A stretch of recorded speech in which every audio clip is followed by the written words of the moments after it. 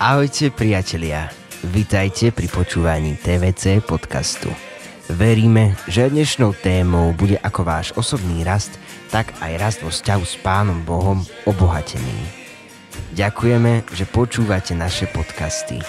Dajte nám odber, aby vám žiadny nový podcast neušiel. Tiež nám môžete pomôcť aj inou formou zdieľania našej služby alebo nás podporiť či už modlitebne alebo finančne. Každý dar je pre nás vzácny a sme zaň vďační. Ďakujeme, že ste s nami. Wow, tak ja som teraz trochu dojatá, tak dúfam, že to neovplyvní kvalitu môjho prejavu. Občas sa mi to stáva. Ďakujem veľmi pekne. Bolo také silné, mi to tak pripomenulo niektoré situácie teda z tej histórie, kde sme sa ešte stretávali aj s Miňou. Pamätám si, ja som teda pôvodne mala 12 rokov takú kapelu, prevažne ženského zoskupenia, volali sme sa Krystalinus. Neviem teda, kto z vás túto kapelu pozná, aspoň jednu pieseň, môže zdvihnúť ruku. Vynikajúco, fantasticky. Tak presne, ako sa tu Miňo modlil, ako som ovplyvňala ženy a tak si hovorím, že úplne si pamätám, jak som spievala pieseň Chceš ma takú, aká som, a tam tí chalani proste spievali na plné ústa so mnou, tak si hovorím. Nemali s tým problém ani oni, takže teraz sa snažím tak neutrálnejšie skladať tie piesne, aby ich mohli spievať v slobode všetci. Priatelia, tak ja neviem, možno pre tých z vás, ktorí ma nepoznáte, by som sa len krátko predstavila. Volám sa teda Euka, momentálne už nejakých 13 rokov, 14 rokov a som členkou spoločenstva Martin Dom v Bratislave a v rámci tohto spoločenstva som jednou z vedúcich chválovej služby. Tá naša chválová služba je taká širšia, takže sme tam traja v tom vedení, taký triumvirát to voláme a som veľmi za to rada, že sme traja, že môžeme to tak spolu niesť. Neviem, čo je dôležité, čo by ste mali vedieť, nejaké pikošky. Dobre, na to ešte príde čas. Takže myslím si, že to by tak mohlo stačiť. A ja by som možno, že mala iba tak na vás otázku, že kto z vás, čo ste tu, aby som ja trošku niečo zistila, ste takí, že vediete chvály. Môžete zvihnúť ruku? Super, dobre. A teraz, kto z vás ste takí, že nejako slúžite vo chválach, napríklad, že hráte v kapele, alebo tancujete, vlajkujete? Dobre, super, ďakujem vám pekne. Priatelia, iba mám pre vás taký odkaz, že naozaj, že Boha veľmi teší vaša služba. Že je to úžasné, čo robíte. A vďaka vám za to. Vďaka vám za to, lebo áno, ono sa to zdá ako taká jedna z tých viditeľných služieb. Každý by chcel stáť na tom pódiu.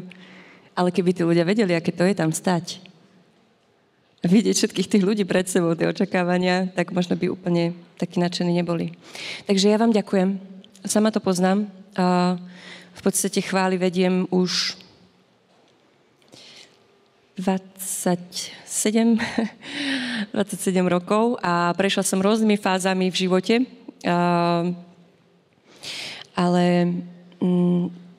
Ale to, čo je zaujímavé a krásne, je, že stále objavujem väčšiu hĺbku a väčšiu radosť z chvály. Pretože konečne zistujem, o čom to vlastne je. Môžem sa vás spýtať, že vedeli by ste pozdieľať možno nejakú jednu myšlienku alebo frázu, čo vám tak utkvelo zatiaľ, čo ste tu počuli? Dobre, sa mi páči, ako sa všetci zamýšľajú, odvracajú pohľady, aby som náhodou niekoho nevyvolala. Niečo, čo vás tak oslovilo, nejaká frazička, niečo. Niektorých poznám aj po mene, ale bolo niečo také.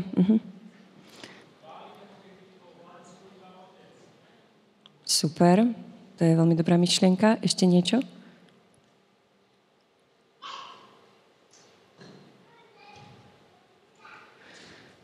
Dobre, tak interne si to prehrávate, hej, teraz tie myšlienky.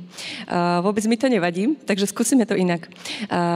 Teraz by som vás poprosila, keby ste sa skúsili jeden k druhému, ako sedíte, otočiť, alebo kľudne aj po trojiciach. A iba si skúsili povedať jednou vetou, že ako sa v poslednej dobe máte a jedným slovom, ako sa cítim práve teraz. Dobre, to je také cvičenie. Jedna veta môže byť krátka, ako sa mám v poslednej dobe, a ako sa cítim práve teraz jedným slovom. Dobre? Takže dám vám chvíľku čas.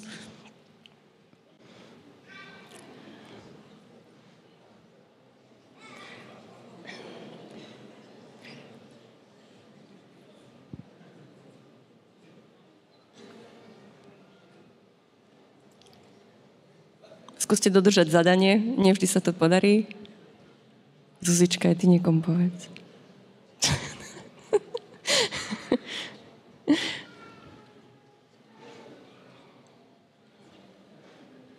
Dobre.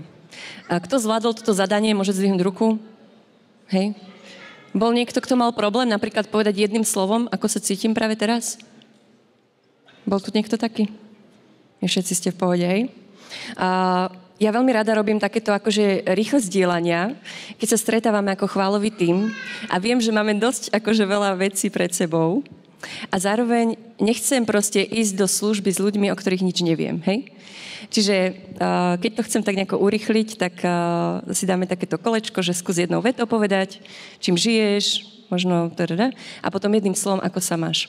A je to také zaujímavé vidieť, ako ľudia zrazu začnú rozmýšľať, že ako sa vlastne mám, alebo že jedným slovom, ako sa cítim, ja vlastne neviem.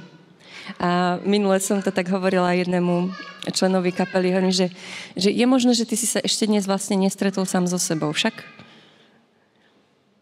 A viete, to je to, čo sa nám často deje. Že my proste od rána fičíme, prejdeme si nejakú našu rannú rutinu a vieme presne, koľko potrebujeme času na čo, aby sme všetko stihli. Práca, škola, ľudia, ktorých stretávame, povinnosti, ktoré máme, možno nejaké koníčky. Ale môže sa úplne ľahko stať, že za celý ten deň vlastne nestretneme sami seba. Deje sa vám občas niečo také? Stačí, keď prikývnete hlavou, hej? No. A viete, my keď nestretneme sami seba, tak je veľmi ťažké potom stretnúť Boha.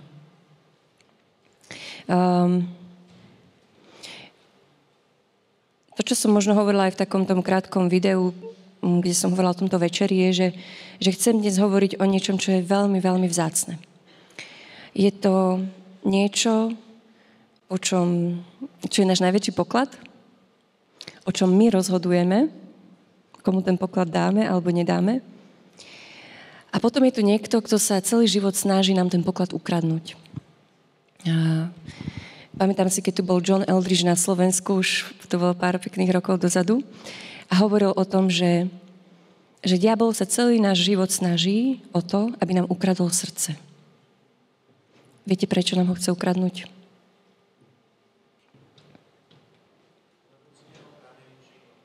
Z neho pramení život. A prečo ho ešte chce ukradnúť? Ešte má niekto nejaký nápad? Aby sme sa nestretli s Bohom. Diabol vie, že to, po čom Boh túži, je tvoje srdce. To je to najviac, čo chce. Boh.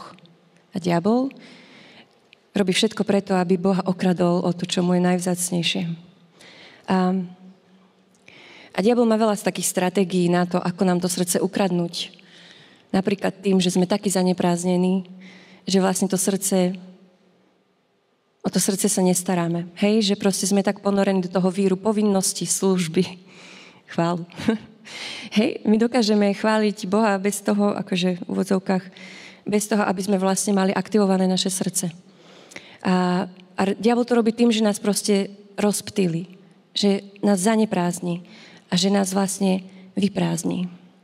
A to, čo sa potom častokrát deje, je, že zrazu sa cítime taký nejaký neistý, povrchný, možno aj nestály, možno mám až taký zlý pocit, že vlastne ja idem viesť chvály, ale ja nie som vlastne až taký dobrý človek, tá moja modlitba, nič moc.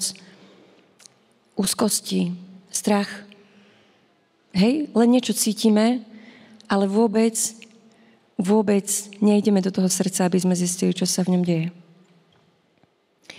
A toto je obrovská nástraha špeciálne pre každého, ale pre ľudí, ktorí sú vo chválach, ktorí slúžia vo chválach, kde bez toho srdca sa to proste nepočíta. Hej, že ako prorok Izaiáš, Pán Ježiš cituje proroka Izaiáša, keď hovorí, že tento ľud ma ctí perami, ale jeho srdce je ďaleko odo mňa. Ale nie je to tvoje srdce niekedy ďaleko od teba?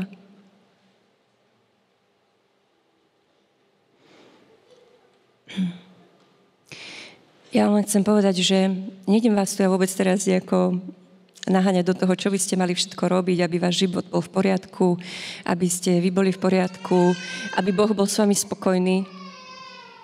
To nie je o tom. Ale to je o tom, že tie naše srdcia sú pre Boha tak vzácne, že naozaj sa potrebujeme o ne starať, aby sme mohli žiť ten život, za ktorý on zaplatil tú najvyššiu cenu.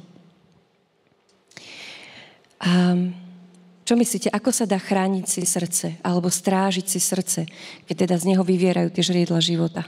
Ako sa to dá robiť? Napríklad, už nejaké tipy. Hranice? Hranice v čom?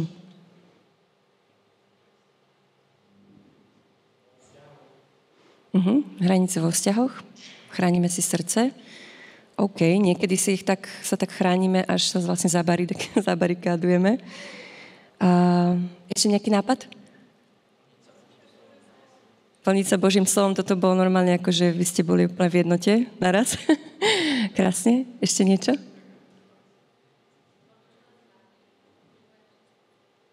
Robiť niečo, čo nám tie srdcia oživuje, napríklad, čo nás baví. Ešte niečo?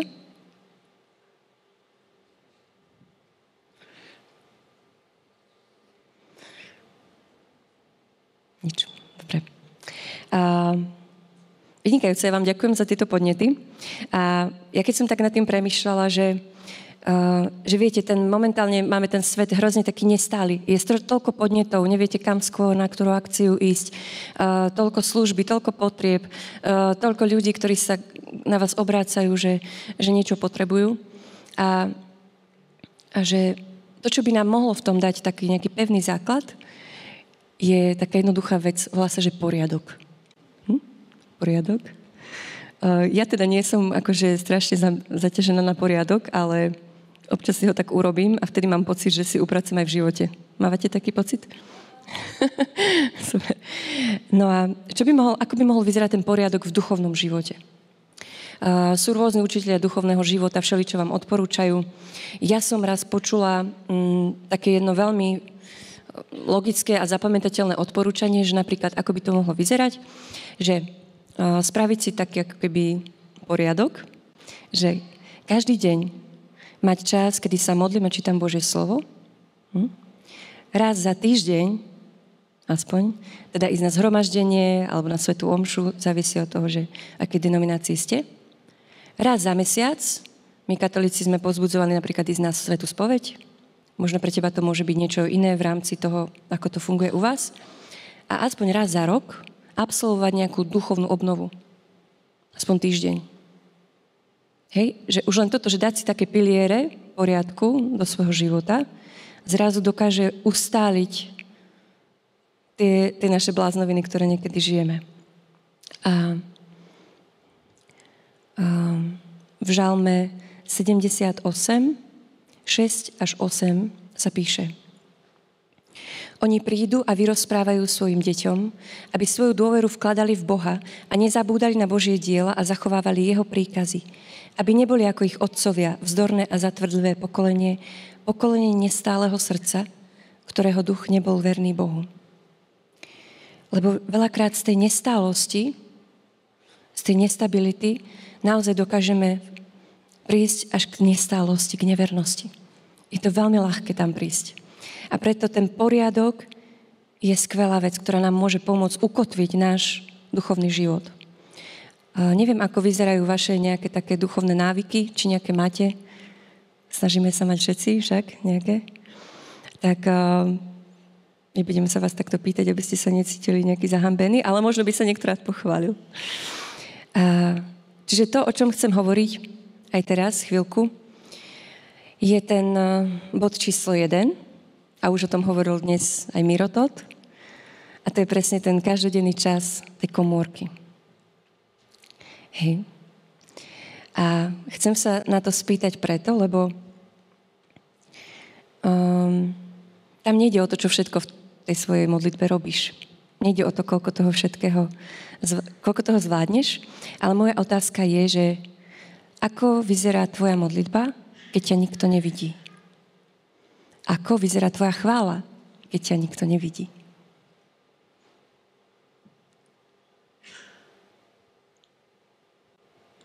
My niekedy na tom pódiu dokážeme akože fantastické predstavenie odohrať. My tu vieme vytancovať nádherné veci. A ako vyzerá tvoja chvála, tvoj tanec, tvoja pieseň srdca, keď ťa nikto nevidí, keď ťa nikto nepočuje? To je veľmi dobrý ček toho, že ako ďaleko je naše srdce od Pána, alebo blízko.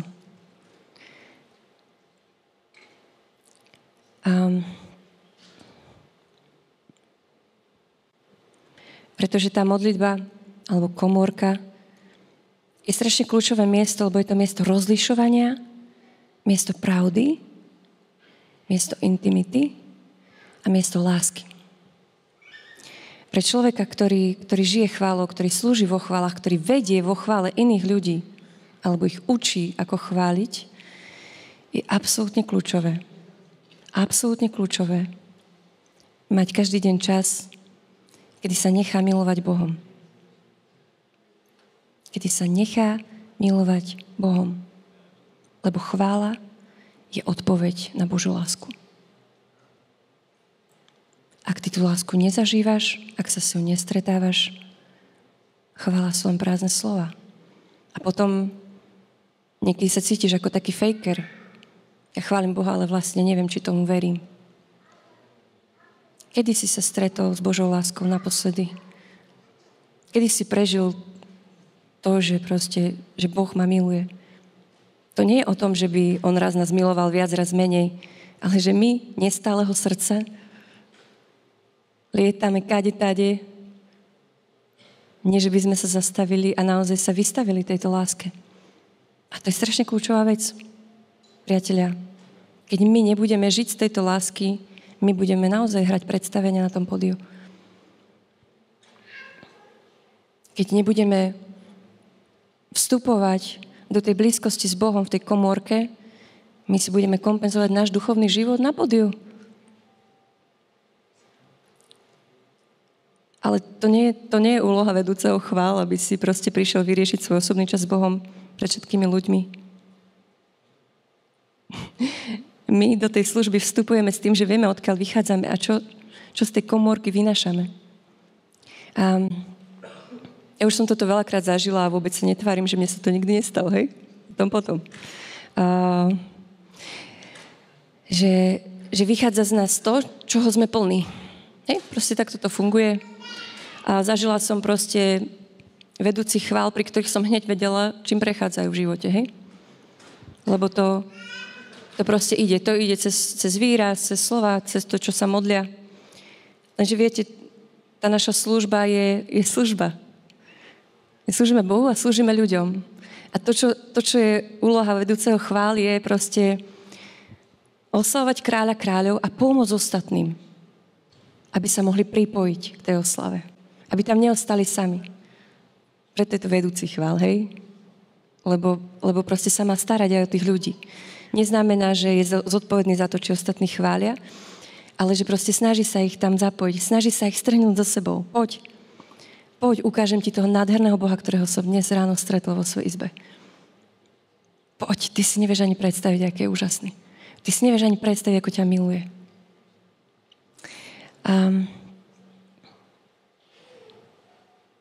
Už ste tu hovorili o tom, že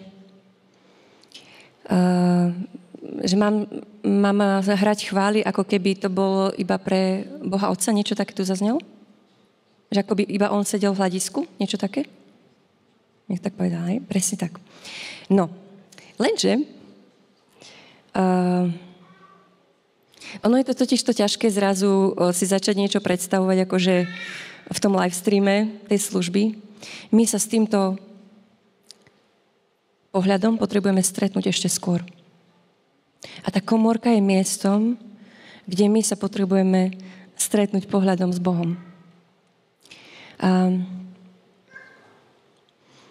Ten prvý rozmer toho je, že postaviť sa pod ten Boží pohľad, aby kamkoľvek pôjdem, som sa podeň znovu vedela postaviť. To je presne to, že že hrať, spievať, uctievať for the audience of the one. Hej, to hovorí, myslím, že... no dobre. Viete, kto to napísal pôvodne? Knižka What is the point? Misty Edwards. Tak ona tam veľa hovorí o tomto, že uctievať, chváliť for the audience of the one. A to je presne to, že ja na tom pódiu stojím, pozeráte sa na mňa teraz vy všetci, hej, neviem koľko očí, skoro ako tie bytosti v nebi, ale nie. Pozerá sa na mňa veľa párov očí, ale že mojou úlohou nie je proste teraz riešiť, čo si kto o mne myslíte, hej. Keď trochu mi to tak napadá, ale a špeciálne v tých chválach, že my sa tam máme presne postaviť a zrazu sa postaviť pod ten jediný pohľad, na ktorom záleží. A to je ten pohľad toho Otca, to je ten pohľad lásky, ktorý je na nás upretý. A vtedy sa ide oveľa ľahšie. Pamätám si presne jedny chvály, keď bola u nás v spoločenstve jedna worship líderka a tak viedla chvály, hrala chvály a zrazu iba tak povedala, že strašne to bol zaujímavý moment, že ja viem, že vy ma všetci súdite. Tak zamrzla celá sála. Ona to potom tak trošku akože rozvinula, ale bolo to hrozne zaujímavé si to uvedomiť, že v podstate veľakrát nám to tak aj napadne, že všetci tí ľudia si niečo myslia. Že tam ten určite nie je spokojný s tým, akú pieseň práve hrám. No tak ten môj basák, ten bude zúriť, že som mu nedala znamenie, že ideme na ďalšiu časť, hej?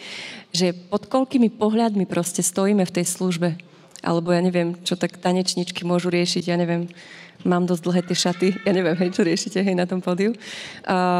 Alebo že proste, čo mi povie moja vedúca, alebo koho sú tie pohľady, ktoré riešiš počas toho, keď stojíš vo svojej službe. Skúsi tak iba teraz povedať, že pod koho pohľadom tam naozaj stojíš najčastejšie, okrem Boha. Je to tvoj vedúci? Je to nejaký človek, čo vždycky sedí v prvom rade na chválach? Máš nejaké také pohľady? Teraz napadajú ti niečo? Môžete nás aspoň prikývnuť? Ja tak... Nie, vy ste v pohode. Hej, máte také pohľady, že? Ďakujem. Lebo ja akože dosť veľa. Ja mám dosť veľa takých pohľadov a toto je to, že keď my sme v tej komórke, tam máš to bezpečie toho jediného pohľadu. A keď si tento pohľad z tej komórky vybavíš proste potom na tom pódiu, je to oveľa ľahšie. Je oveľa ľahšie sa postaviť pod ten pohľad, ktorý si tam zažil. A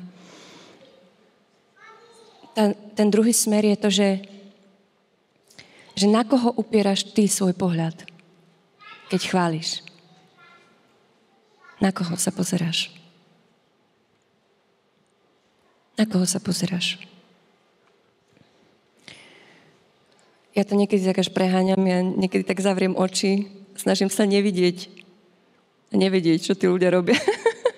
Ja som niekedy úplne akože vystresovaná z toho, že ja to radšej nechcem vidieť, že či tí ľudia akože už sa chytajú alebo nie. Radšej to vnímam iba ušami, aby ma to nerozhodilo. To vám hovorím tak akože veľmi úprimne.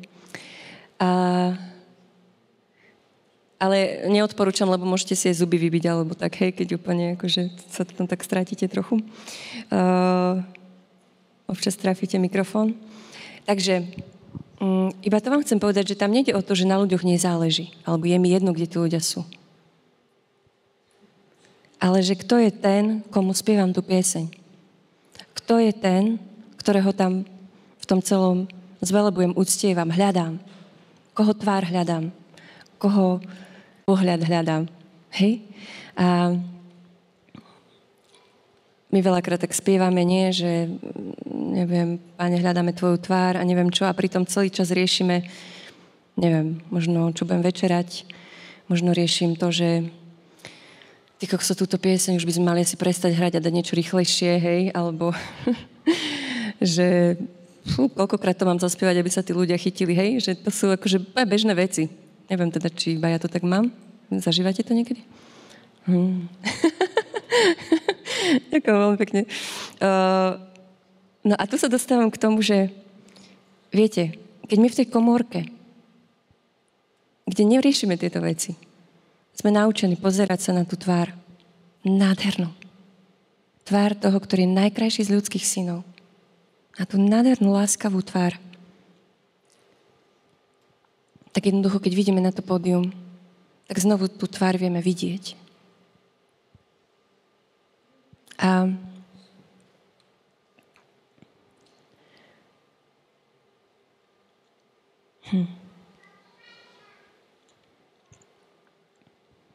toto nám môže dodať úplne takú novú pevnú pôdu pod nohami. Keď stojíme v tej službe a naše srdce nachádza pokoj. Nachádza pokoj v tom, že viem, kto sa na mňa pozerá a viem, na koho sa pozerám. Že tento pohľad, obojstranný, obojsmerný, je ten úplne kľúčový. Viete, a vy vtedy nepotrebujete žiadny nový hec na každé chvály, aby som sa nejako rozpumpoval. Hej? Lebo viem, na koho sa pozerám. Viete, jedna moja priateľka, worship leaderka, to tak hovorí, že občas, keď tak za mnou niekto po chválach príde a tak začne hodnotiť, že no tak dneska som sa veľmi nezaspieval, lebo si hral tieto piesne, boli také nové. Takže ona hovorí, že vieš, že ja aj tak poviem, že vieš, čo to je v poriadku, lebo sme to nehrali pre teba. Ale my v skutočnosti veľakrát hráme pre ľudí, priatelia. Ako je to ťažké, lebo na jednej strane, hej, že chceš zobrať tých ľudí so sebou, chceš proste, aby oni sa s tým Bohom stretli a chceš im to uľahčiť, tak rozmýšľaš, čo vybrať, čo zahrať, ako poskladať ten playlist, hej. Lenže tam sa to končí. Už keď stojím na tom pódiu, tá chvála musí byť proste iba o tom, že Boh je Boh. Že je to jeho trón. Tí ľudia už sú tam iba spolu s nami. A toto je niečo, čo si nevyrobíme nikde inde. A nestane sa to samo. Deje sa to vtedy, keď sme s Bohom v tej komórke. Keď sa ním nechávame milovať. Keď spoznávame, keď sme plní toho jeho pohľadu. Keď poznáme tu jeho tvár tak, že kdekoľvek sa postavím, ja ju viem vidieť teraz.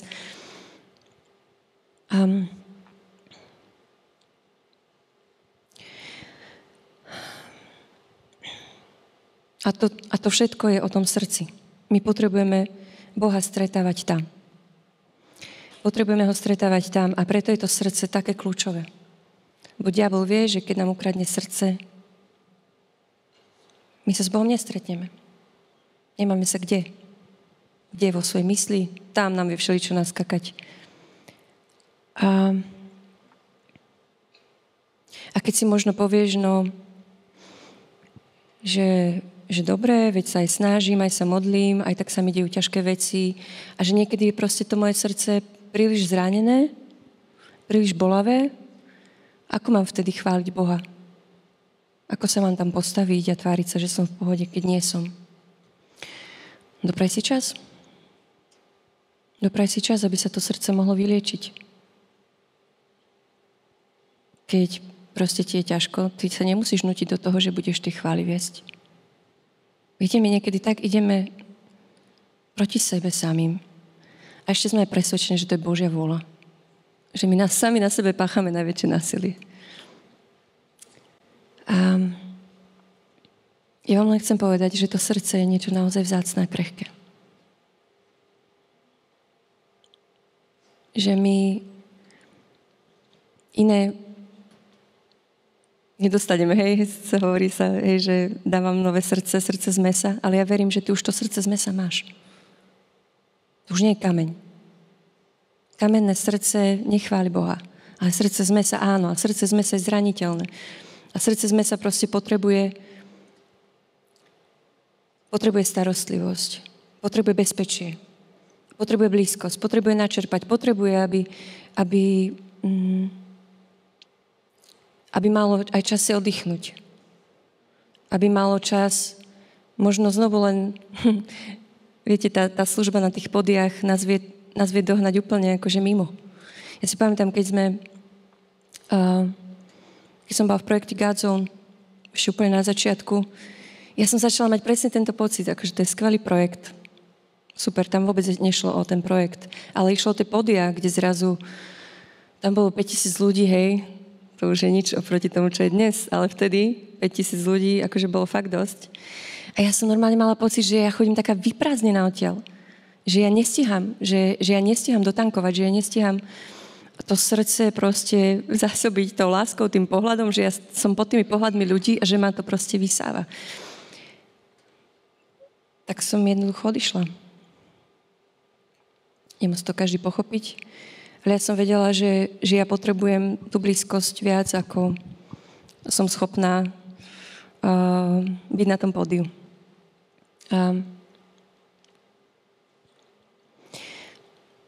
Poviem ešte o jednej veci a potom by som chcela, že by sme sa chvíľku pomodlili. Jedna vec, ktorú ja som si to nazvala, že som si všimla taký nešvár, ktorý sa teraz tak začal nejako diať naprieč tou našou chválovou scénou. A znovu to súvisí s takou nestálosťou. Hej? Že mám pocit, akože deje sa to hlavne tým fakt obdarovaným, šikovným muzikantom väčšinou, že viete, že začnú tak hrať akože v 5-6 zoskupeniach a že vlastne na jednom nácviku už plánujú nácvik s inou kapelou a vlastne ten človek tam je a vlastne tam nie je. A ako taký butterfly proste lieta, sadá na tie rôzne kvety a znovu to prináša nestálosť. Ja som to normálne nazvala, že až takou služobnou promiskuitou.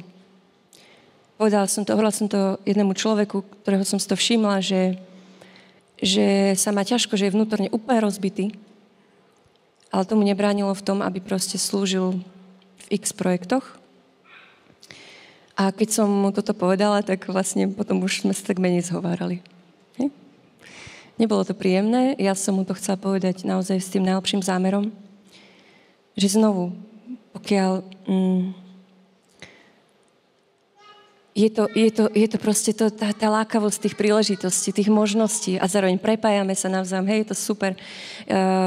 Tých možností pribúda, ale to neznamená, že je to pre nás dobré. A viete, toto celé sa volá o návrate ku koreňom. Otázka je, či tie korene máme niekde. Máš tie korene? Kde ich máš?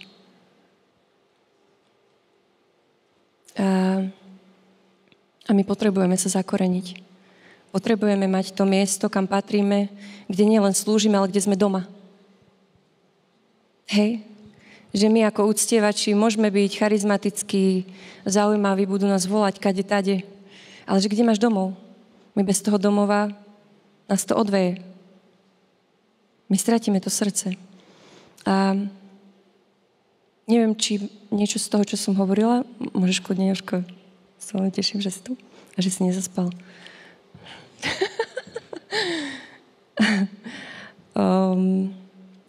Možno bola niektorá z tých vecí, ktoré som hovorila, taká, že u vás tak zarezonovala?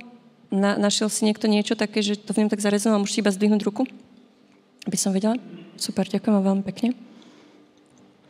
Chcela by som, aby sme neostali iba pri tom, že ja som tu niečo pomenovala a že teraz sa budete cítiť možno nejako blbo, že neviem, hej.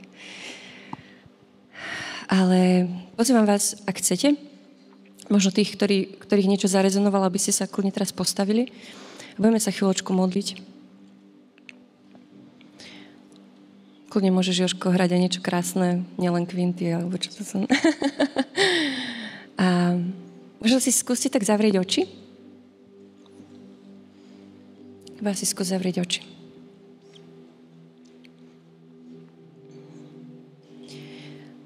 A teraz si skús predstaviť, že vstupuješ do nádhernej siene. Nádhernej siene. Obzeráš sa a vyráža ti dých, čo všetko tam je. Aká je nádherná. Cítiš tam taký jemný vánok. Je to nádherné. Je to dých vyrážajúce.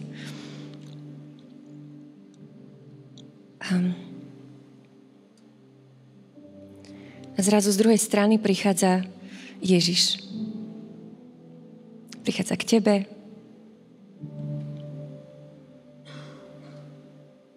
Možno ťa chytí za ruku, možno ťa objíme.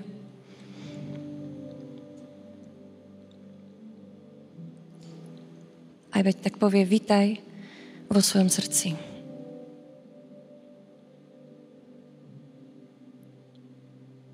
Pozri, čo všetko krásne som do ňoho vložil. Pozri, čo všetko krásne som do ňoho vložil.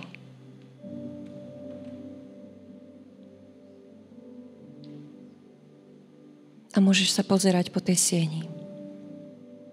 Pozeraj sa, čo ti ukazuje. Čo tam vidíš? Čo tam vidíš?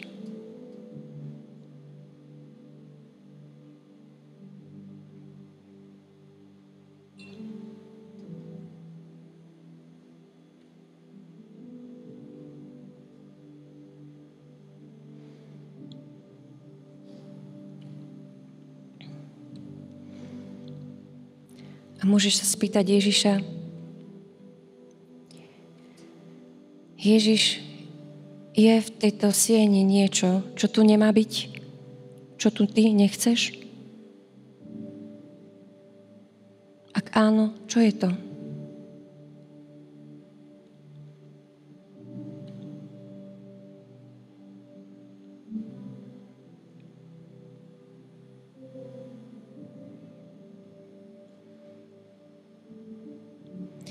Ak ti Ježiš niečo povedal alebo ukázal, môžeš sa ho iba tak spýtať, že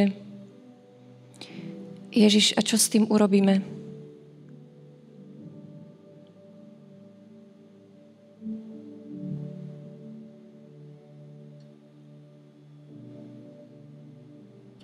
Čo s tým urobíme?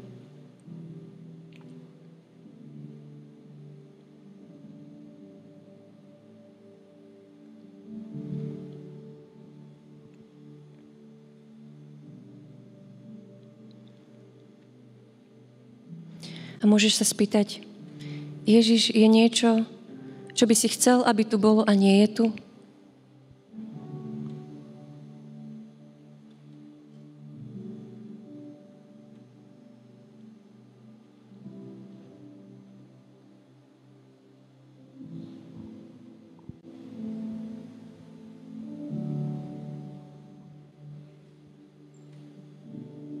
Ak ti niečo povedal, môžeš sa ho spýtať, Ježiš, a mohol by si mi to dať?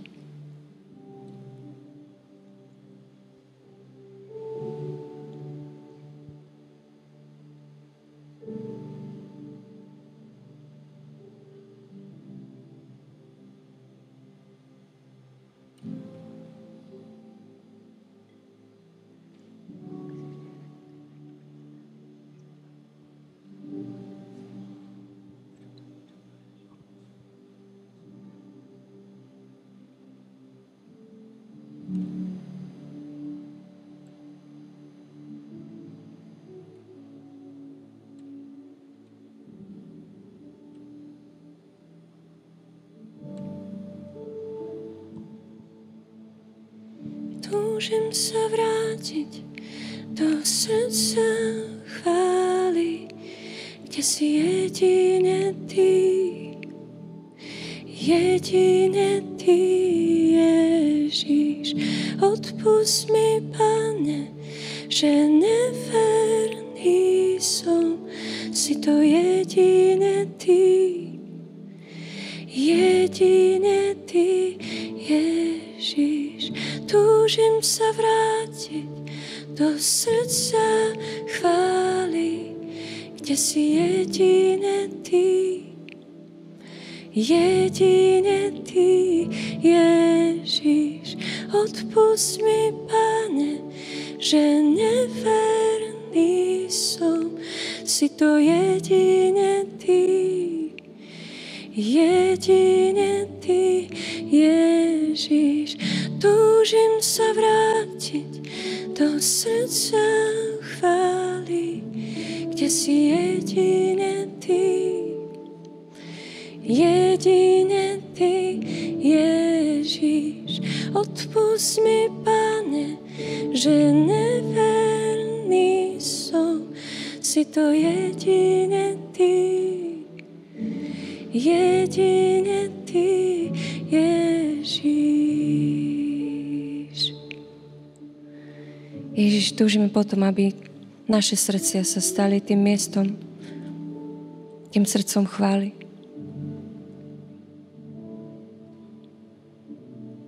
Ježiš. Ježiš, bývaj v nás. Bývaj v nás. Ježiš, nechceme zabúdať na Tvoj kríž a rany. Nechceme zabúdať na tú lásku, ktorú si zjavil na kríži. Chceme túto lásku žiť, prijímať, cítiť sa ňou, byť nej plný. Ježiš, Ty buď kráľom našich srdc. Ty jediný Ježiš. Ty jediný Ježiš. Ty buď našim životom, našou cestou, pravdou. Ty sa stará, Ježiš, o naše srdcia a my sa chceme starať tiež, aby boli vždy plné Teba.